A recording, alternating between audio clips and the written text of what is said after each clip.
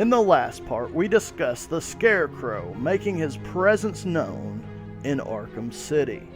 We will now focus our attention on another creepy Batman villain, Jervis Tetch, also known as the Mad Hatter.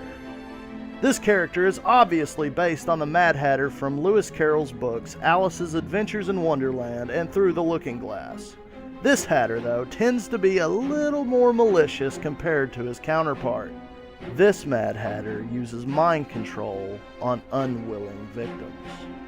Very much in the same vein of the Scarecrow hallucinations from the previous game, the Mad Hatter stages are just weird. Just good old-fashioned WTF sauce.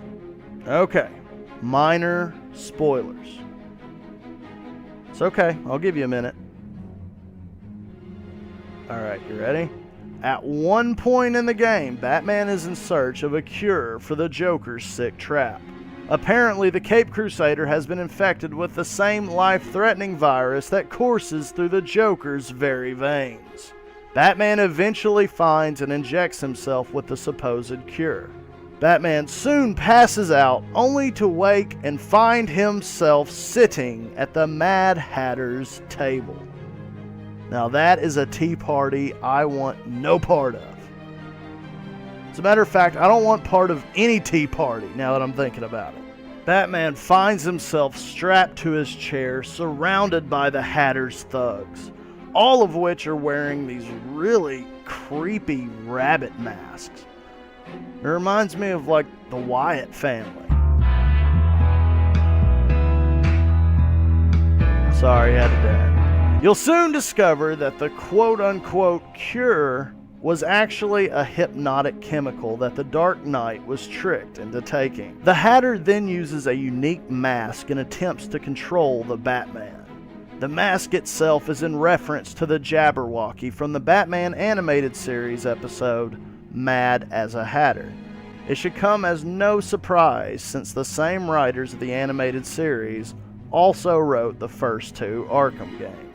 And yes, just in case you're wondering, I know the Jabberwocky didn't originate from the Batman episode rather than Lewis Carroll's Alice in Wonderland and Through the Looking Glass. Either way, this part of the game freaked me out. It's just more disturbing than anything. When you put a distorted twist on a childhood favorite like Alice in Wonderland, which is already twisted enough, it just makes it that much creepier. The Jabberwocky mask was just a nice little freaky touch. Once the dangerous chemical takes effect, Batman is subjected to various hallucinations, one of which is like a challenge map where you must fight wave after wave of the Hatter's thugs until you finally face the Mad Hatter himself.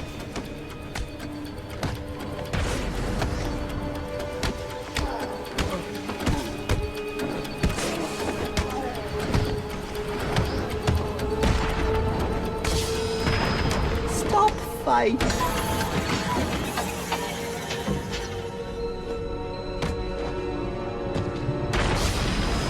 Again, like the last game, it's going to take a lot more than some creepy hallucination to stop the Batman. When you come to, you'll notice all the Hatter's henchmen just laid out. Batman is a boss. When will you get it?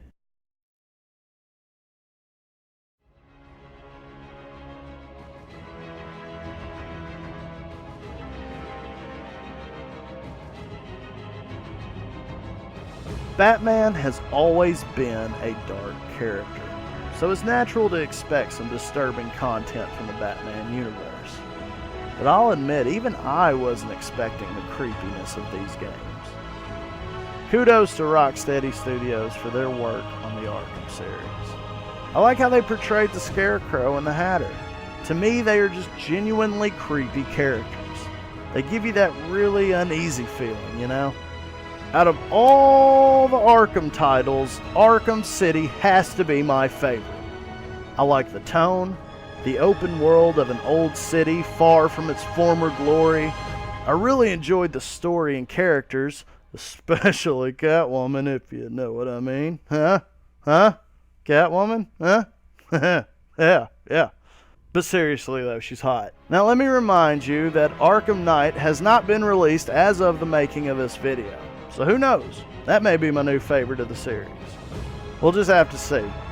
Either way, I'm looking forward to Rocksteady's triumphant return to the Arkham franchise. Who knows what scares we'll be in for? We'll just have to wait and see. As far as 2011's Arkham City goes, major props for the game's disturbing nature. My hat's off to you, sirs. Get it? My hat? Because it's the Mad Hatter? Okay, I'll shut up now. Because of the Scarecrows and Hatter's creepy contributions, Arkham City will forever go down in creepy gaming history.